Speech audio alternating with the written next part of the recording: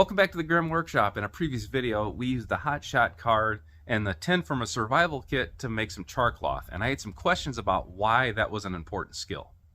A lot of people in the char cloth video did not understand the importance of char cloth.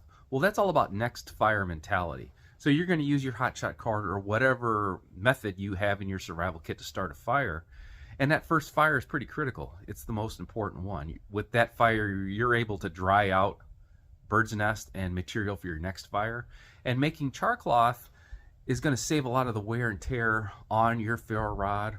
And probably the coolest thing is, if you were to completely lose your ferro rod, you're able to use the Hotshot card and a rock to make a flint and steel fire. Now, there is a big difference between lighting a fire in the wilderness using a ferrocerium rod and just a hard rock like this. The sparks off a ferro rod is about 3,000 degrees, so if your tinder is not perfect, you're able to dry it out. You're able to use marginal materials and get a fire going pretty quick. Well, when you use a piece of flint or any hard rock and a carbon steel tool to get a fire going, your sparks are only about 800 degrees. So you're not able to just spark this into a bird's nest and get a fire. And that's where char cloth comes in. You're able to use these 800 degree sparks to light your char cloth, then you can transfer your char cloth into a bird's nest. And remember that char cloth is a slow controlled ember.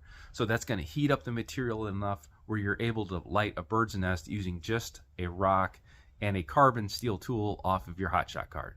Now, this is going to work with the Hotshot card. This does not work with their standard stainless steel tools. A ferro rod doesn't need a carbon steel tool to strike it. Really, any hardened edge is going to do that.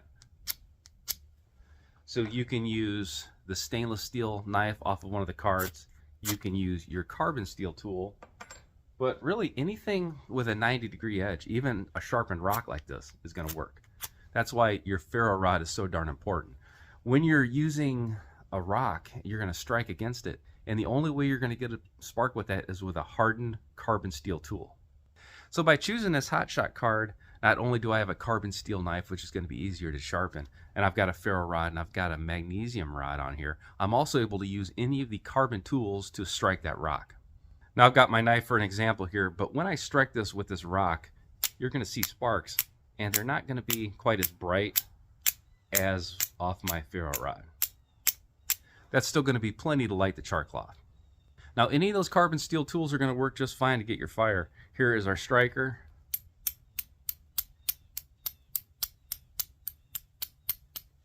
That is plenty of sparks. Now, if in doubt, the best way to find a hardened rock is just to walk around and pick up rocks, and they should be a nappable rock. So you should be able to smash this rock, and you're going to get kind of a sharpened edge. A flat edge like this is not going to work at all for you. So there are two different striking methods. The first is going to be to hold your knife or your carbon tool stationary, and then you're going to come down in about a 12-inch arc, and I'm going to hit this with a sharpened edge of this. And once you find that angle, you're able to repeat it. Now, the second method is going to be to hold your rock stationary, and then you can take your tool and you're able to spark this down.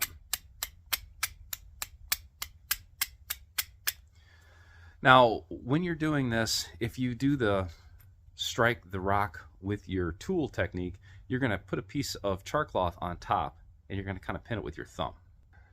So something like this.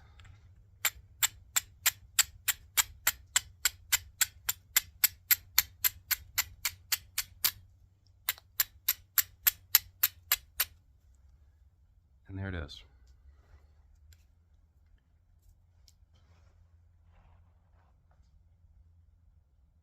When you hold your tool stationary and you swing the rock, your sparks are going to be driven down. So in that case, you're going to open up your char tin and spark right over the top of it.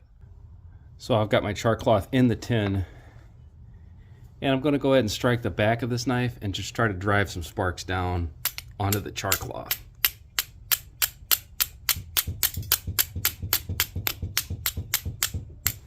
There it is.